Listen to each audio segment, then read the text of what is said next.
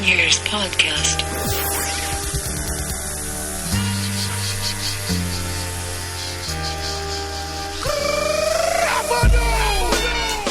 Yes, the celebration of WrestleMania continues. The theme song of WWE legend John Cena.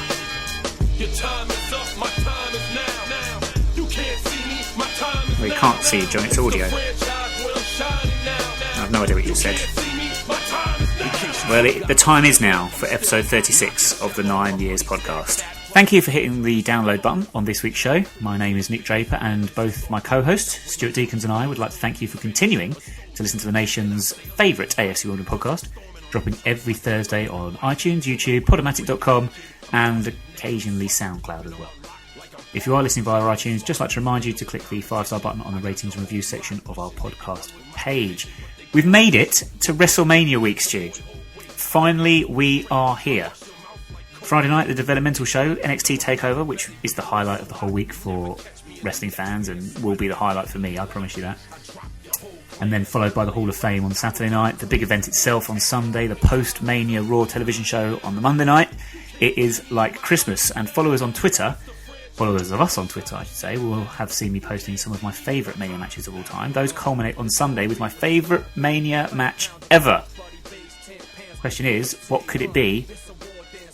And who really cares? Probably very few of you, but it's very exciting for my good self. Anything you'd like to say about WrestleMania, Stu? No. Okay, today we are talking Wimbledon, I promise. We're looking at the stadium issue and trying to make sense of last week's developments. We'll also have all the usual features, with which we will start with Hartlepool on Good Friday. Stu, you travelled up there with the kit to, is it Victoria Park? I call it Victoria Park. It sounds right. Yeah, I think it is Victoria Park. Yeah, I should know that because I did a lot of tweets from Victoria Park. So, yeah, no, it is Victoria Park. You're right. Sure, it's not the Victoria Ground. No, John, I think actually Victoria Ground does sound. Hey, it's Victoria something anyway. It's in Hartlepool. That's the clue. So from Hartlepool, at Work with the Ground is called.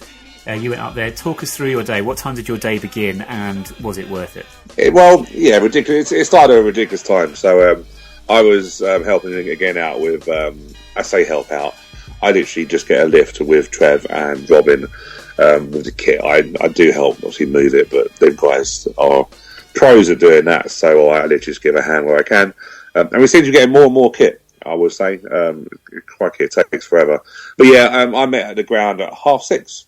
On Friday morning. We literally get the kit in, and then we were heading off by 7 o'clock, and it was a 4 hours 45-minute journey up to Hartlepool. So a long journey up there. What time did you get back? Got back to the ground about 10 o'clock, but we had to do a few bits and pieces. Obviously, it was a quick turnaround for the game against Pompey, who obviously didn't go ahead in the end. But we got back at about 10ish, and I helped the guys just get stuff in the change room, and we literally were washing the training kit straight away because of quick turnarounds. So that was fun. Turning inside out. Kelle Roos is not underpants really. What are they? There is under his skins, they call them. That was fun. Yeah. Basically, you weren't touching his underpants. You were touching his skins. We had to turn them inside out. But they're called skins, right. Which is like the. Yeah, so I'm familiar with the term. Yeah, so we literally had to do that. Me and Claire were doing that, and Claire was trying desperately not to feel sick, and I don't know why she was smelling them. That was a worry. But yeah, so we got it done, and they were getting the kit washed on the evening. So I didn't get out of there probably about 11, and then home by midnight. So a long day on Friday. Yeah, I suppose the last thing you want to be doing when you're after a long journey, so many hours on the motorway, is to come home and start playing with Kelle Roos's undergarments. No, you don't. But I'll tell you what I did. One thing was funny. Obviously, we split the kits between the squad and the training staff. Obviously, knew I was doing that.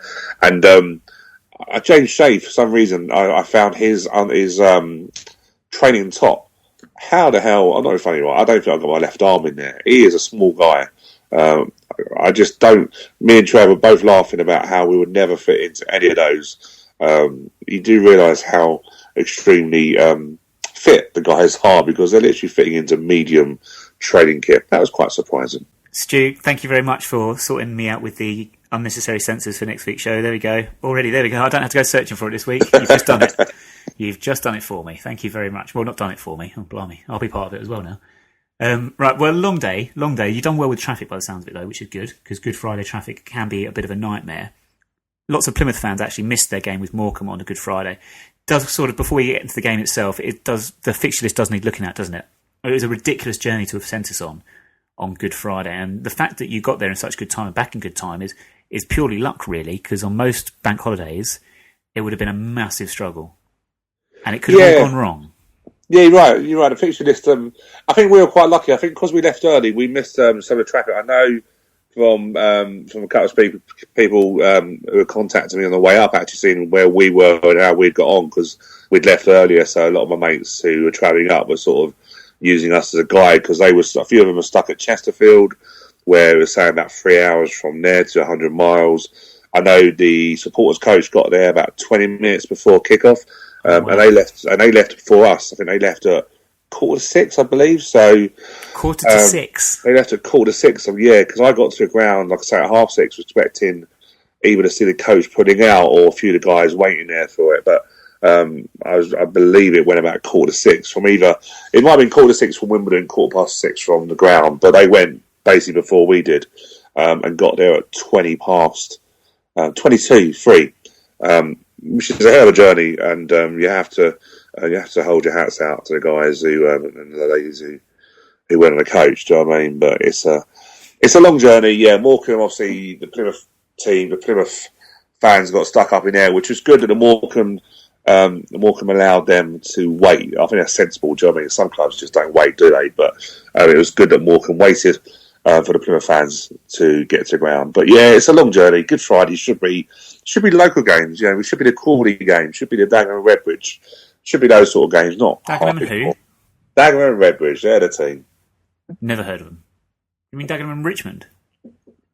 No, I'm quite sure it's Dagenham and Richmond, Dagenham and Redbridge. I'm quite sure it's Dagenham and Richmond. Good. We've settled that one once and for all. But yeah, it was a bit ridiculous. I do have lots of sympathy for those Plymouth fans. A lot of them didn't actually make it, Stu, to be fair. They delayed the kickoff until 3:30, but still, supporters coaches didn't make it until the last 10 minutes of the game or something. Oh really? I didn't hear that. Yeah, they didn't get. Some of them didn't even go in. That's ridiculous, isn't it? Madness.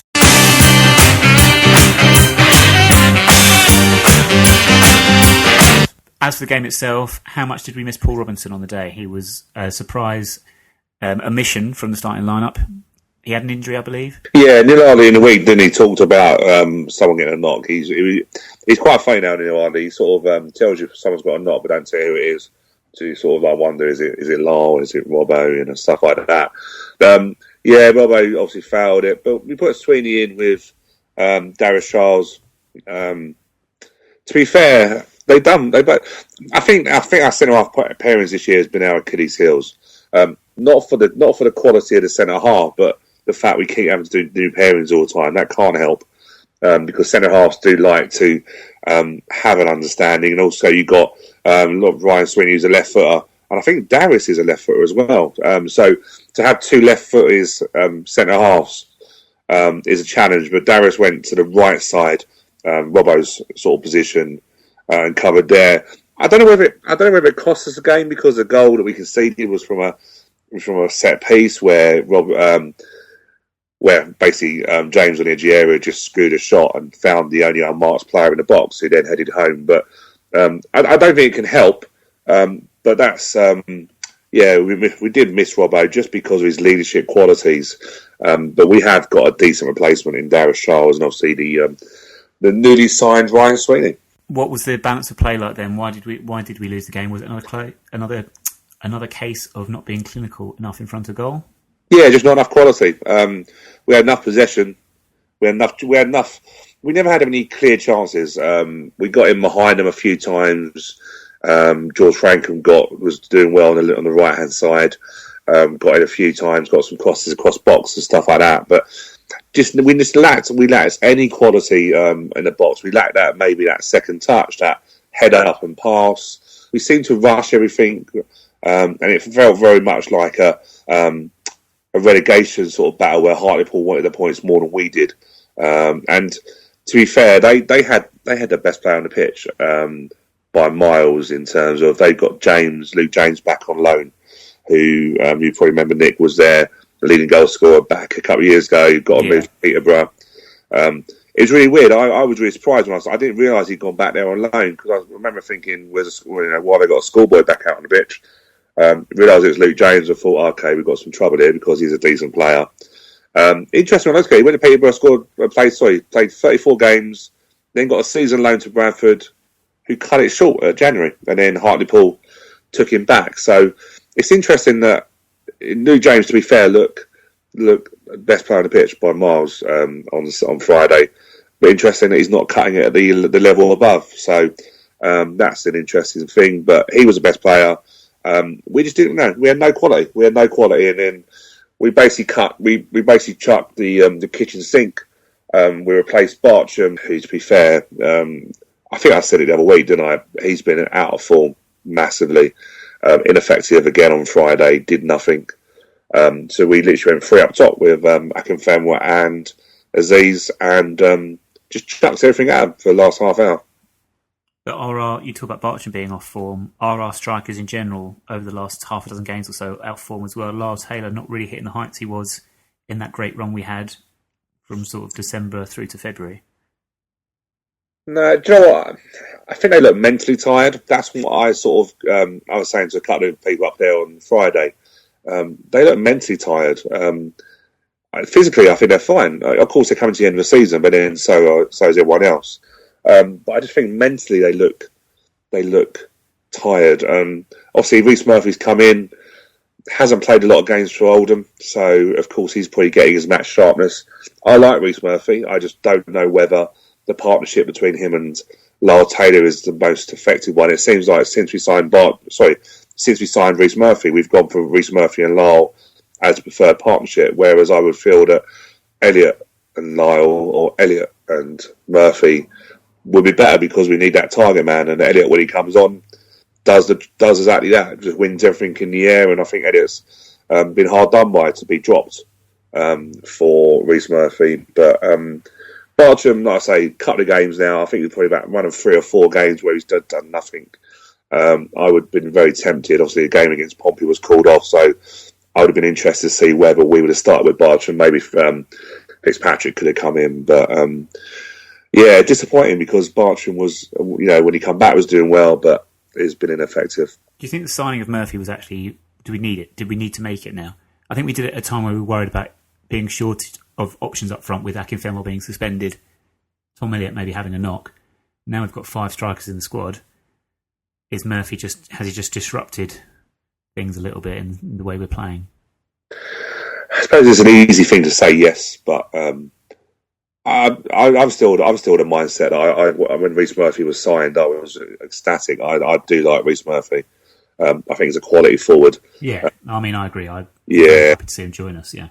You're right. Maybe as it upset the rhythm of that, you could probably argue that we were struggling before we signed him. We went into the Northampton game, the Bristol Rovers game, then the Accrington game, not really scoring for fun. So I suppose we needed something, didn't we? So I wouldn't say we were playing great before Murphy come along. So I think we will get the benefits. I think Murphy will score, and I suppose I'm looking ahead, going, do you know what? We've got loan signings in, or Rhys Murphy's out of contract at Oldham in the summer. We've got Darius Charles, who, if Burton sort their form out, hopefully will go up, and then probably won't need Darius Charles in the Championship. And then we're in the front running. If we look after him, as Neil Hardy does, we're in the front running for him next season in whatever division we're in. So I think it's the right move to do. It's just I think Elliott's been pushed out, and that's caused us problems. Who was your man of the match against Hartlepool then? Man of the match was Sweeney. Ryan Sweeney, I thought was excellent. Even though he obviously one game he missed, didn't he, in the end? He got dropped out for a game, come back in with a new centre half. He did 2 1-on-1. He was left 1-on-1 at the end of the second half when we pushed everything forward, and he was just brilliant. He jockeyed. He stayed on his feet. He won it like it was like the old Bobby Moore tackle against Pele. Going back all them years, where he stood on his foot and he just... Not that you're comparing Ryan Sweeney to Bobby Moore or Luke James, for instance, of Hartlepool to Pele. That's not comparable. You know, like what I mean is like they stand on their feet, and then they just need to set the ball and come away with it. Yeah. It wasn't in the level of Bobby Moore, but it was similar to how he just stayed on his feet. He didn't commit, and it just shows a gradual maturity of him and a confidence. And I thought he was really good, and he would be my man of match. Yeah, we want to be careful though not to link Ryan Sweeney with Bobby Moore too much, because there is a West Ham connection there. We just want to be careful of that one at this moment in time. It was the first thing that comes to my head, but of course I'm not saying Ryan Sweeney is our new Bobby Moore. Or West Ham's new Bobby Moore for that matter. Because he's playing for Ireland now anyway, so he's Irish, so he doesn't count. Good point. Well, he's done well to stand his feet then, really. There are our 4 candidates this week on our Twitter poll on Twitter. Our Twitter poll on Twitter. There you go. Brilliant. Good English, that, Nick. Who says we're not professional? Our 4 candidates were Barry Fuller, Ryan Sweeney, Danny Bullman and Darius Charles. It was a very close vote this time. Not many votes. Again, when we lose, less people seem to get involved in these votes. It's funny that. Glory hunters. Yeah. Let's not sort of slug off our potential listeners. Although we have lost at Hartlepool and we've not played against Portsmouth, so maybe we won't have that many this week either. Of the 4, it was a joint win. Basically, Barry Fuller and Ryan Sweeney I can't barely speak. Barry Fuller and Ryan Sweeney shared the prize this week, 31% of the vote each. Danny Bullman in 4th with 15%, Darius Charles 23%. Thank you very much for those of you that voted. Stu, did you have a villain from our team on the weekend? Wasn't really a villain, but I've already sort of gone over it really with Andy Bartram. It is my disappointment. I think it's very difficult to say villain because they don't lose deliberately or deliberately play badly. But my disappointment for Friday was Andy Bartram. Cool. On Twitter, we obviously do our hashtag Don's 3-word reports. A few this week to update you with. Running Womble at Running Womble basically said Fuller always tries. A lot of praise here for Barry Fuller's performance. Victoria Park. It is Victoria Park. I've checked that one. Daniel Huckfield at Daniel Huckfield. Long way home. Well, you can sympathise with that more than me this year, Stu. Yeah. Although we did do it last year and we lost 1-0 last year, didn't we? And that was fun. Yeah, I've been there twice and seen us lose twice 1-0. So are we going for the hat-trick next year? Or maybe not. Maybe not. Maybe not. We're going to get promoted, Stu, so we won't play them next year. It'll be fine. Yeah. And then finally, Matt48 at Matt48 Matt Vinyl just said almost good enough. Which hints, I suggest, at just missing out on the playoffs, perhaps, which I think was what we were all thinking after the defeat at Hartlepool. But then Monday turned out not to be a bad day in the end, because although our game against Portsmouth was postponed, it fell victim to Storm Katie and a ridiculous amount of rainfall that we had overnight around Kingsmeadow. Results were pretty good for us on the Monday and kept us in contention. Yeah, it's like I've said to you a couple of weeks ago, wasn't I? We're coming to squeaky bum time. Where people, is this you talking about Kelle Roos's underpants again? Probably, but it is true. Really? we worry about we keep saying, oh, we got this team, we got that team, but we seem to forget that the Leighton Orient as well and the Wickhams and that have also got winning games this time of season isn't easy unless you're Bristol Rovers, who seem to be doing it for fun at the moment. But getting those wins when it is pressure time because you're looking around and you can't help that. Showed it again on Monday where Leighton Orient lost at home to Hartlepool. People thought us losing to Hartlepool was a terrible result. Well, actually, do you know what? They've gone and beat Leighton Orient, so can't be that bad in a way. And Wickham, when you go to Notts County, you basically get a free sticker. It basically says 3 points.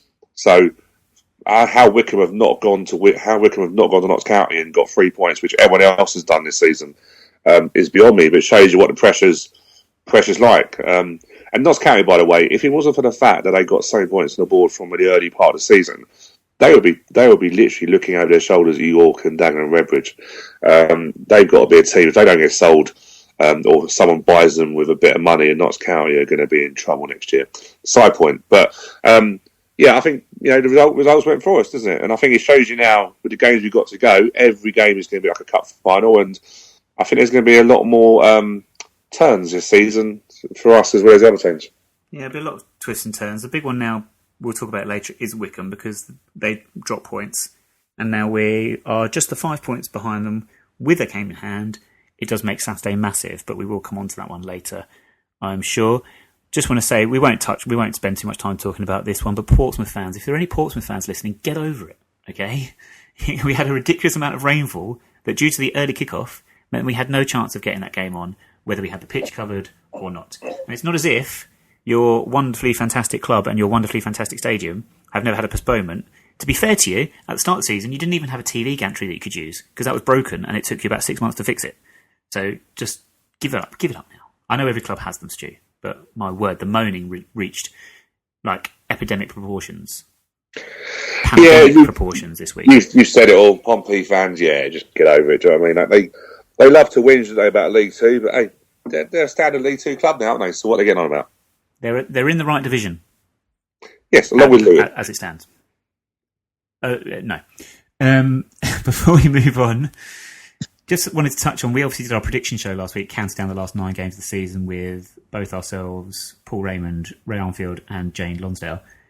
None of us predicted a defeat at Hartlepool. We're just going to check through these. None of us predicted a defeat. In fact, Stu, you and I and Ray all went for draws. I think we all went for 1-1 draws, as it happens.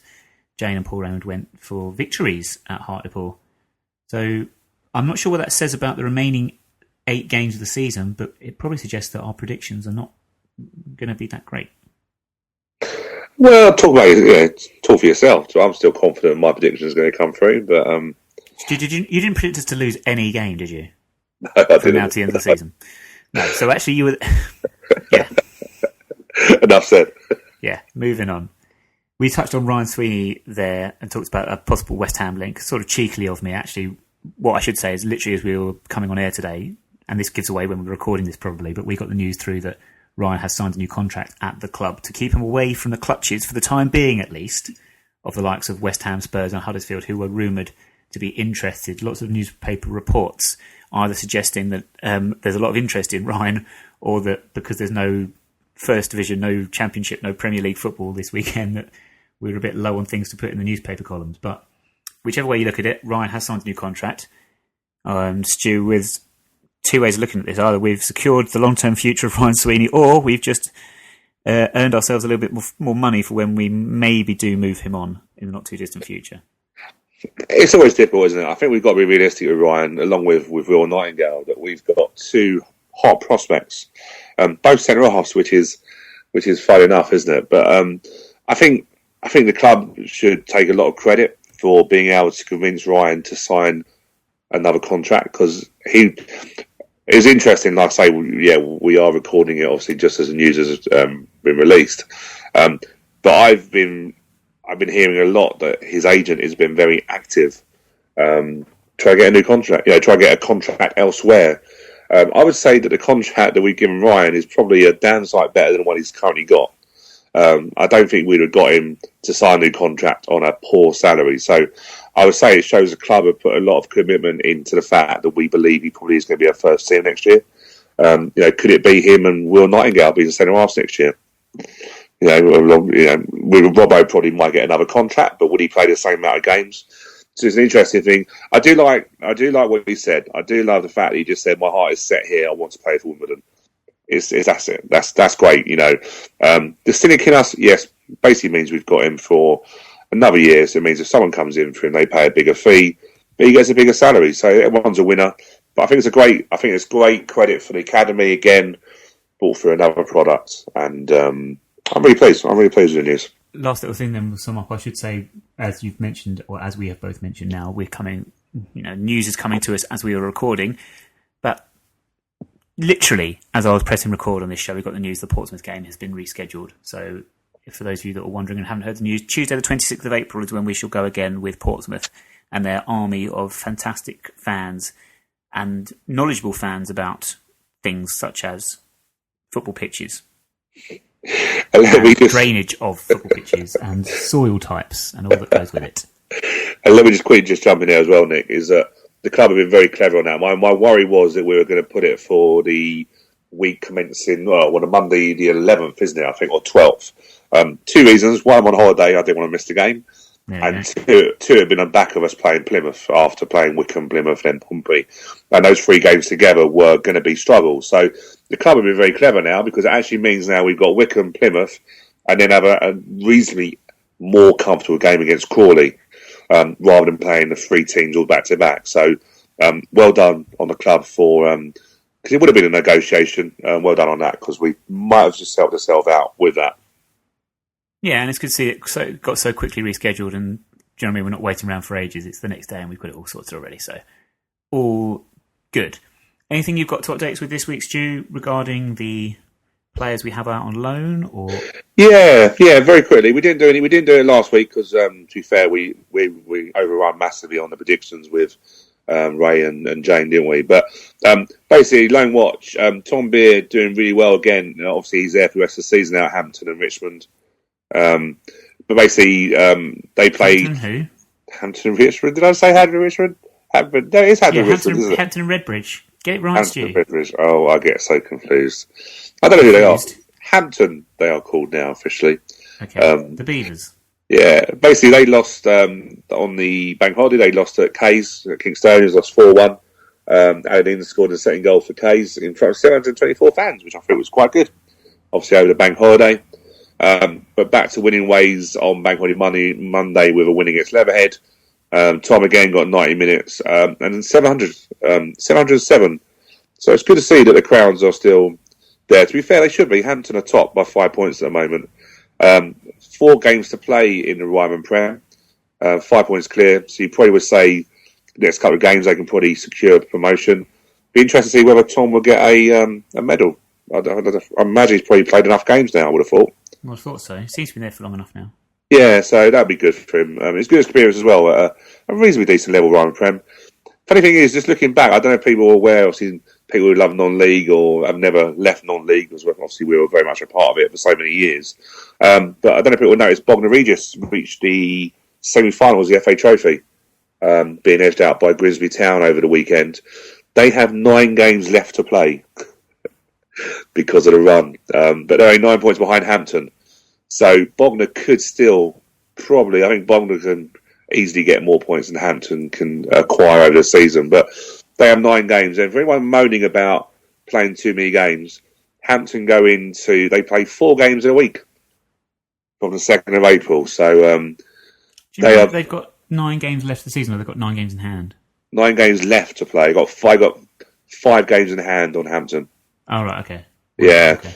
But they are at Kingstonians. They're at Kingstonians on Monday the 4th. So people, when we get around, could be a decent game. And also our very own Jason Pryor, who went back to Bognor, will be playing. And I had a quick look. 27 goals this year he's got for Bognor.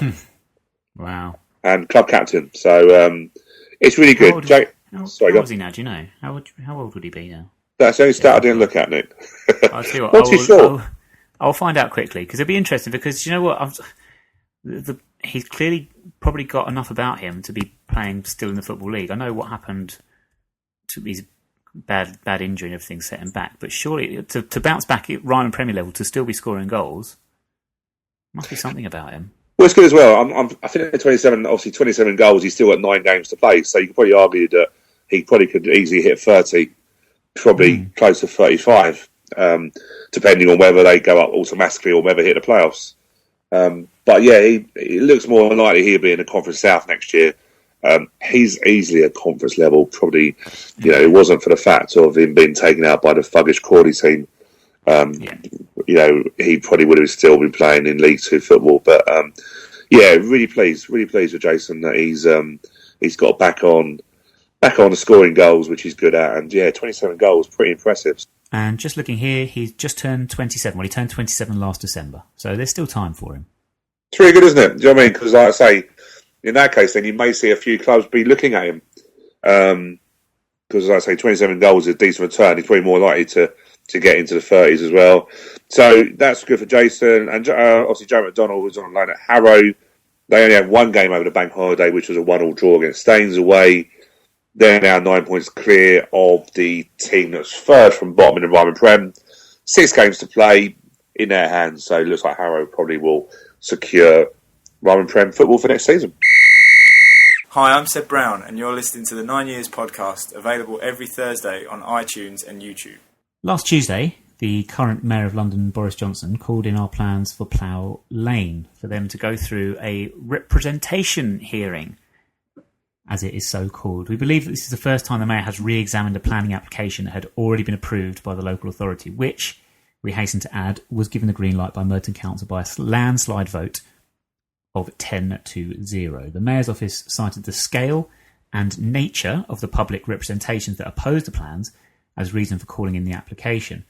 And whilst on the face of it, this appears a valid statement, the need for a further investigation of the plans means the final decision to approve the new stadium will not be that of Johnson. It now falls on the new mayor, who will be elected on the 5th of May, to make the call. Realistically, this will either be Labour's Sadiq Khan or the Conservatives' Zach Goldsmith, who, whichever one should win the election, will chair this so-called representation hearing. Simple question, Stu. Does Boris Johnson have any genuine concerns about our proposal, or has he just passed the buck? It's really difficult to know, isn't it? I'm still, I must admit, we said we're going to discuss it, and it still makes me really cross and frustrated with Boris Johnson. As you said, to go against a 10-0 cross-party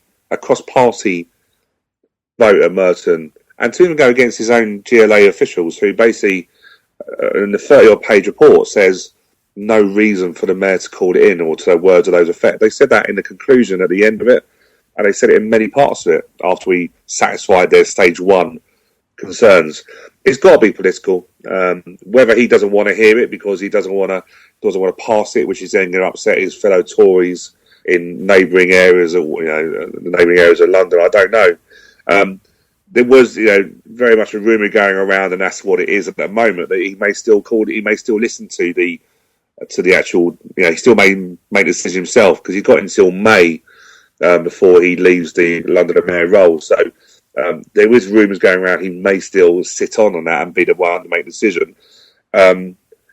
If he does that, then it may just be a case that he was asked to call it in by his Tory friends, and doing that, he basically calls it in, sees actually that there's no reason to refuse it, and then does that, does it at a later time. But it's frustrating, how it's the first time he's called anything in under his London Mayor stewardship. Do you call it that, or reign? His reign, as he'd really like to call it. It's the first time he's ever called in anything that's been approved by council, and to prove 10-0 is, it's frustrating. I think it all kicked us in the teeth, didn't it? We all thought it was going to go through, and I don't think any of us thought that was going to happen, but hey, it didn't. It did. We're expecting, I know you say that he can still give it the green light before he leaves the office, but I think we're now expecting a decision to come in July at the earliest. I think that'll be the earliest time we'd actually get any decision following the new election. Eric Samuels has been very positive about it. He says that, despite this delay, he's still confident the plan should go through, and that 2018 is still more than doable for us to be in the new stadium. We are expecting, speaking to people, reading things up, it really shouldn't matter who wins the election. The plans should be fine. As you say, everything on all the literature and everything like that says there's actually no reason to have held it up in the first place. The only thing that I think we've got a slight issue with could be targets for social housing. Now, both, and I know I'm referencing London, people that may or may not be London mayors here, but it's going to be Sadiq Khan or Zach Goldsmith. Okay, I don't think there's anyone in any doubt about that. Both of them obviously put housing as a key priority for them in London. However, I think our plans accommodate something like so many homes for social housing, which is actually about 30% below what the mayor's office would like, or what London would like. It's they want about 40% of all new developments to be for social housing. I think we've only got about 10%. Do you reckon this could? Are we looking at a possible something that's going to delay things further? If that's flagged as a reason to hold up plans, do we have to go back and create a new application or redesign plans? Do we know this yet? Well, it is the housing, and that's been rumoured, isn't it? You're right. We're about 30% under what the actual recommended level is for affordable housing. If it is that, then that could cause us more of an issue than it is if it's the transportation, which again has been rumoured to be the problem. Even though Eric rightly said, we're going to be the only grants going to be served by 4 different lines and any other London club. So I don't, it's going to be busy. It's a football ground, but it's not going to be busy every day. But if it is the housing, then that's going to be probably the biggest issue, because what you probably would look at is if they do go back and say you need a bigger percentage, Gallard homes are going to make their money basically on what they sell, the retail and also what they sell in terms of the dwellings, etc. So I'd imagine if Gallard homes have to make a bigger percentage more for affordable housing, then does that affect their bottom line? Does that affect the funding that they provide? That'd probably be my worry. It's difficult because it's getting into nitty gritty where you and I probably are not the experts on it. But you would say that the only time we would ever come into a problem was if Gallard homes had to then drop the profit that they're going to make. And let's be fair, they're not going to partnership with us because they love us. They're going to be because we hold the key of being a sports infrastructure that must be done on the ground.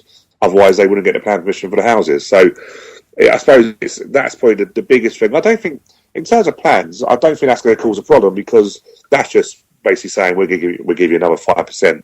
So it's still the same dwellings. So I think that probably wouldn't cause a problem, but it may cause a problem financially, which I don't know how that would affect us.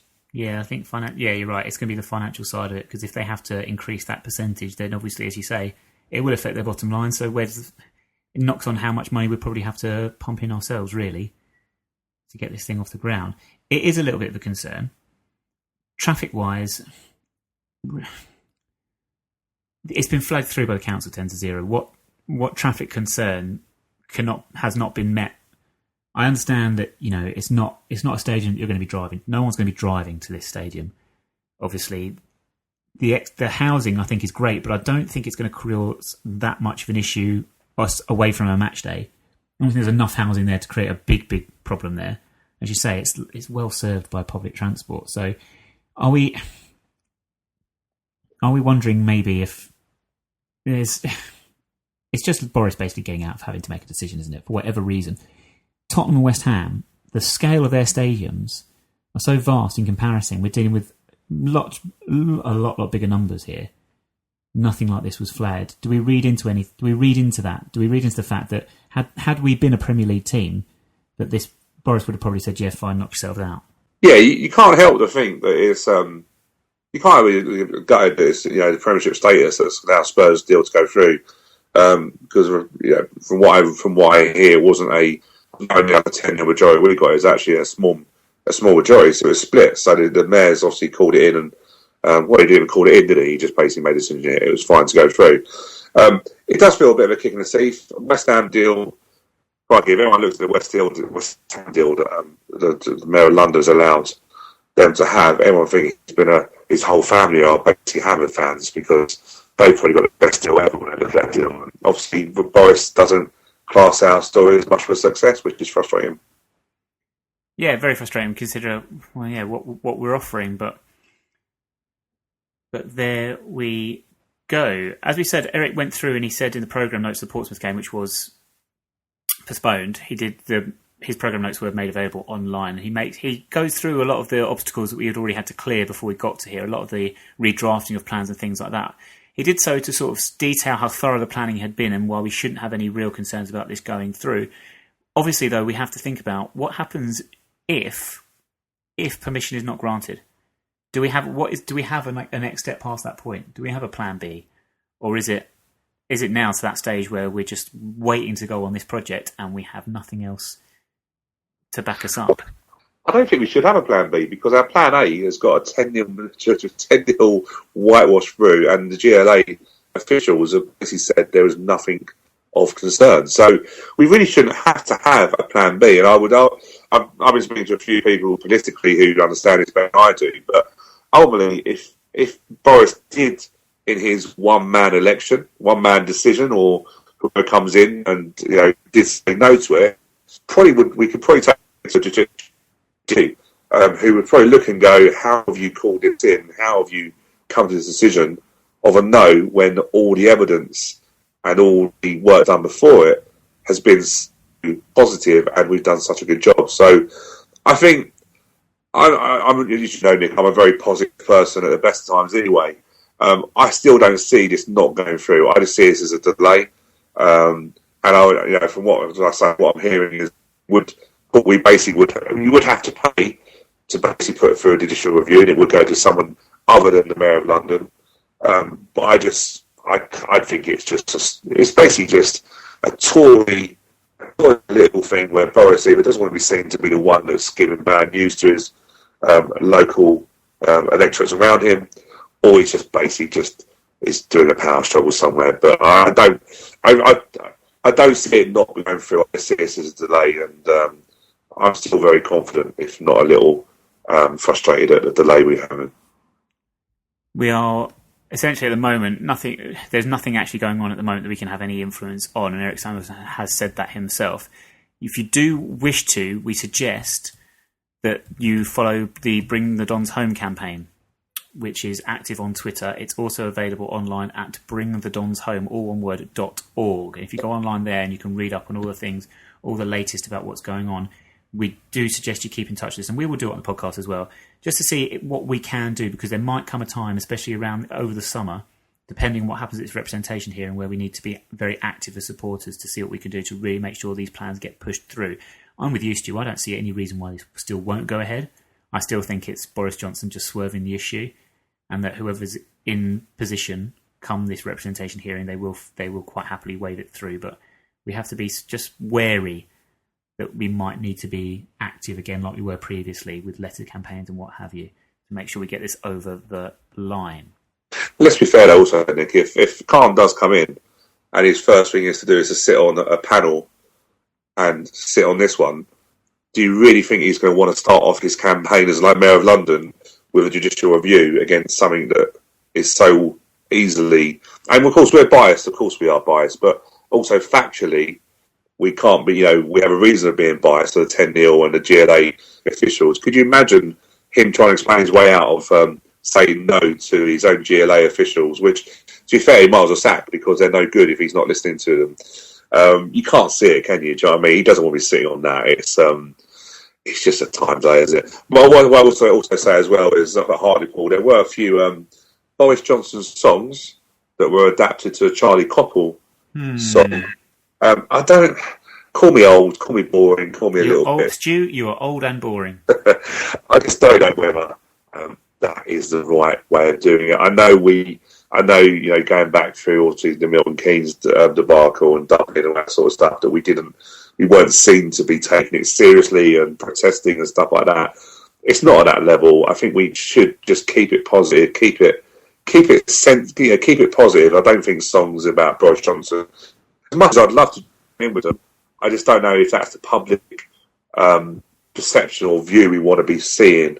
I'd rather be the more positive and the adult positive we've done before and got us to where we are now. I can definitely say, Stu, that it'd be impossible to accuse you of not being positive. It might be slightly easier to argue with you taking the more adult approach, however. I can be grown up when I need to be. Yeah, okay, you keep telling yourself that. But yeah, as I say, we're waiting to hear on news. I don't think we're going to hear anything now, are we, until the summer. I think everything will now gear towards the election. That's where people's heads will be. Boris Johnson's winding down now. You know what it's like in the final days of your job when you know you're leaving. You tend to slow down a little bit. So it's just a case of being patient now, I think, for a few months. But don't be surprised, and like I say, for what I'm hearing, don't be surprised if he did listen to it. But like you say, people do wind down in certain jobs, so maybe not. It's time for the birthdays game here on the 9 Years podcast. Now, I did say a few weeks ago, Stu, that I will give you 3 birthdays, and I will give you 3 birthdays, but it was a difficult choice this week. There's a few interesting ones. There's so many birthdays. So there are lots of birthdays. There's at least one every day. Can you believe? But I'll go with the usual 3. So we have a football one, a wrestling one, and then a general famous person one. But let's start with the football one. I know you like these. A favourite of yours, because he plays for Real Madrid, Sergio Ramos. Wow. He's definitely in his 30s, because I think that's why Real Madrid are probably looking to get him, but probably try to get rid of him. I think he's mid-30s. He's about 34. He's younger than you think. He's just turning 30 this year. Really? He must have started young. Just looks old playing out defence. It's quite enough to give anyone wrinkles, isn't it? You know, age in a few years, wouldn't you, playing in that defence? Yeah, 30, Sergio Ramos. So happy birthday, Sergio. As it is WrestleMania, not that as if that makes a difference, we're doing a wrestling one every week. But how about Randy Orton, master of the RKO, out of nowhere? He's been around for a bit, Randy Orton. He made his WWE official main roster debut, I think, in 2002. Yeah. So he wouldn't have been any. So he must have been at least 18. I'm assuming you have to be over 18 to be in to wrestling, do you? They don't have rules for many things in wrestling, to be fair. So I would say that in that case, he is probably around about. I hit him 40s, I reckon. I'd say 38. Not bad. It's not far off. 36th. See what? I'm getting the hang of this now. Yeah, well, that wasn't bad logic. It helps that you know who Randy Orton is, I think. I think I do, yes. Yeah. I'm pretty sure you do. I think you might have seen Randy Orton as well. Yeah. Is he the happy one? Definitely not, no. Really, really not. No, he's not happy in it. Happy is not a word you would associate with Randy Orton. He's just Randy. He's not happy. He's just Randy. He's not... Yeah, okay. Let's not get back to that subject again. Hi, Kelle Roos in your underwear. Right, this is where I had the hard part, and it wasn't anything to do with Kelle Roos's underwear either. 3 famous people, Stu, so I'm going to have to choose one. I'll be nice to you. I think this is probably your favourite of these 3 people, and ask you, how old does Celine Dion turn this week? Dion. Yes. She's quite old, I reckon. Yes. Well, see, no, I don't reckon she is old. She is old, yeah. Yeah, she is old. She's been around for donkey years. You think about it, she did what? Eurovision, didn't she? Did she? Yeah, she did Eurovision for... I was going to say Eurovision for Canada then. That was stupid, because they're not European. Keep talking. Keep digging. She did for France. That would make sense, yeah. Yeah, she did for France, because obviously she's French Canadian, that sort of thing. So she... And that was in the 80s, so if we're looking at I reckon she's probably closer to 50 now. I reckon she's probably about 46. See, again, you're close, but your logic was there. 48. Does make you beg the question, though, Stu. Do you think are Samoa going to be in the Eurovision this year? I mean, Canada are. It was a French Canadian thing that threw me, but then I just logic told me that. To be fair, Canada can enter the Eurovision Song Contest. They still get more points than Great Britain. Let's be fair about it. Well, this is probably true, but Stu, let's not get crazy. We can't have. I mean, that would be like Israel being in the European Championships. I mean, it's just ridiculous. Of course, it never happened. How would that happen? Yeah. Ridiculous, don't be silly. We have a massive game on the weekend. We are away to Wickham, if they can stay on their feet long enough to get the game played. What is your prediction for this weekend's game, Stu? Sorry, I'm slurring my words a little bit. I'm stuttering a little bit because like we mentioned earlier, it's a big game. It pretty much is make or break for our season. This game, without wishing to get overly dramatic or sort of speak or start talking hyperbole or whatever, but. Massive game. Yeah, it is, isn't it? I still think it's a game you mustn't lose. That's the bottom line of it. So I wouldn't be surprised if we went there. Actually, saying that we don't go anywhere defensively because we just can't defend that way. But it's a game you can't lose. So if we come out of the draw, it's not a word. I don't think it's a game we have to go there and win. Of course, if we went there and win with a game in hand, which is a Pompey game now. Great news, but it isn't a game we necessarily need to go there and win. It's a game we can't really afford to be any more than 5 points behind them going into what would be the last 6, wouldn't it? Is that right? I can't think how many games we played now. We played what? That would be 39, so that would be... Yeah, we'd be going into our last 6. Yeah. 7 to play, so 7 to you play, don't, you can't afford that. So it's a game not to lose. Record-wise, we've not got a bad record at Wickham. We're looking here. We drew there. Obviously, we had a cup game there. Last one of the league. We've had a 3-0 reverse there. We've had quite a few. We've won 2 games. We've won at their place. We've won. Just trying to look at my stats now. We've won 2 at their place. All right, yeah, 2 at their place. Our record's not that bad. Our record's not that bad at all. So, their form-wise. They're not great either. In the form guide at the moment, we are down in 17th. We've got 5 points over the last 6, but we've only got 9 points over the last 6. So sitting at 11th. So if I was going to be totally unbiased and obviously not a Wimbledon fan and looking at the pools, you go for a draw because out of the last 4 games, Wickham have drawn 3 and won 1. So you probably would say a draw at the moment is probably what is going to be the favourite result. And I will probably take that all day long. Yeah, I'll take a point as it stands.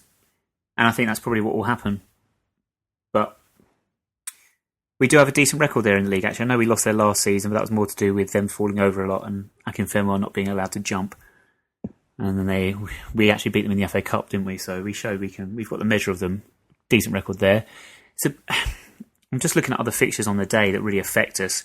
Leyton Orient going to York is a tough game for them, I think. Even though York are pretty much down now.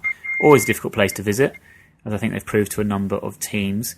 And then we're looking at Carlisle have sort of, we've got to consider them, and they go away to Portsmouth. It's a big game. Portsmouth-Carlisle, that could potentially knock one of those two out of contention as well, even though Carlisle have played the same number of games as us, so they've still got a game in hand on Wycombe as well. So, well, yeah, like I say, the Bank Holiday Monday games, it wasn't a surprise that Carlisle run Bristol Rovers so close. Bristol Rovers on a great run. If you ever going to script a season, Bristol Rovers a script a season is unreal. And Plymouth at the moment are literally hanging on to third place. They go to Exeter, which I still find this league this year has been the most difficult to call, because we went to Exeter and beat them 2-0, and I thought they were bang average, not great. Yet they somehow got themselves in a position where they're attacking the playoffs just as much as we are. So the Exeter Plymouth game, obviously, it's a local derby game. I don't see Plymouth getting much out of it. Bristol Rovers home to Crawley. Carlisle at Pompey, I think that's a draw. Personally, I think that's a draw all over. I think our game's a draw. I think Orient will lose at York. I still stand by the fact I don't think Orient are great. I really don't. I think you take Jay Simpson out of that team, and also Kevin Nolan's been playing recently as well, because he's realised actually how poor the squad is when he's gone there, and he's got to jump in and do the business. You wonder how long Kevin Nolan's going to keep doing that. So the league's wide open. After Hartlepool, proper depressed. But when you look at it, this league has got so many twists and turns to it that as long as we don't go to Wycombe, and don't lose and sit in it, we then go away to Plymouth. Plymouth, that doesn't scare me at the moment. I think Plymouth fans are edgy. I think it's a simple place to live. If you quiet them down, if you get them upset for first 20, they're probably going to turn against their own team because they're that apprehensive at the moment. And then you go to the game against Crawley. So we've got a chance. We just can't lose at Wycombe. And the best thing we've got is that we don't rely on Akinfenwa anymore, because that was Wycombe's biggest tool, was just to fall over when Akinfenwa went in. And I'm really hoping that we go with Elliott, because they have got two strong centre halves in Pierre and the other name passes me at the moment, but they've got two strong centre halves that if you played Lyle Taylor and Murphy, I don't think we'd get much joy against them. But I think if you play Elliott against them, I think we've got a hell of a chance against them to really keep them on their toes. So I think it'll be all right. I think Stuart and Pierre, they're the two centre halves that I really do think are strong. But I think Elliott would give them a game. Updates from Adams Park. Is it Adams Park or is it the Adams Ground? Adams Park, isn't it? Never mind, Stu. See what I've got to work with. Adams Park, yes, will be available, of course, on our Twitter and our Facebook. Well, yeah, there might be some updates on Facebook and our Instagram, certainly, and Periscope as well. So at 9YRS Podcast, make sure you follow us there if you do not already. And I think the playoff picture will be, hopefully, a little bit more clear off the weekend. But there's still there's still a long way to go. So many games, so many teams up there in the mix playing each other as well. So who knows? Who knows what? It's going to go right to the last day, isn't it? I think we're pretty much assured that. I hope so. We've got a decent game in the last game of the season, haven't we? Yeah, we've got a winnable game, yeah. Finishing our home to Newport, let's be fair, if you're going to look at the season and go, you need 3 points to get in the playoffs at the end of the season, we'd bite your hand off for Newport. Yeah, you would do, to be fair. It's the only time anyone would ever be happy to see Newport. There we go. Thank you very much for this week then, Stu. That brings us to the end of this week's show. No problem. Remember, if you haven't already, check us out, 9yrspodcast.com, and as I say, on Twitter and Facebook and Instagram and everything like that, at 9yrspodcast. Give us a follow. Enjoy WrestleMania if you are watching it. That is the big story. We haven't done predictions for WrestleMania, Stu. Just give me a name. Triple H or Roman Reigns? Triple H. You're an idiot. Shane McMahon versus The Undertaker? Oh, The Undertaker. Yeah, hopefully, yeah. And the big match... AJ Styles versus Chris Jericho. Surely that's the best match on the show. What's the other one? AJ Styles. AJ Styles. Haven't heard of him, but I've heard the other guy. What's his name? Jericho? Chris, yeah, I've heard of him. What's his name? Chris Jericho, yes. Jericho. Yeah, I'll go for him. AJ Styles, for the uninitiated, is arguably the best professional wrestler on the planet. I will just leave that one there. And then obviously the big one, the triple threat match for the Divas Championship. Becky Lynch, Charlotte and Sasha Banks. Sasha Banks, what a name that is. She's related to Snoop Dogg. Really? Yes. She's dangerous. Don't go near her. Sasha Banks to win. Bit racist. But yes, Becky Lynch or Sasha, either or, quite happily for them to win, although Sasha Banks is arguably the greatest female wrestler in the... Anyway, thank you very much, Stu. Look forward to WrestleMania. Enjoy. Who will survive? I will do, trust me, I will do. And next week, funnily enough, we'll be joined by Donald Trump, who will be discussing his appearance at WrestleMania 23, where he was in the corner of a black man who was fighting against an immigrant Samoan.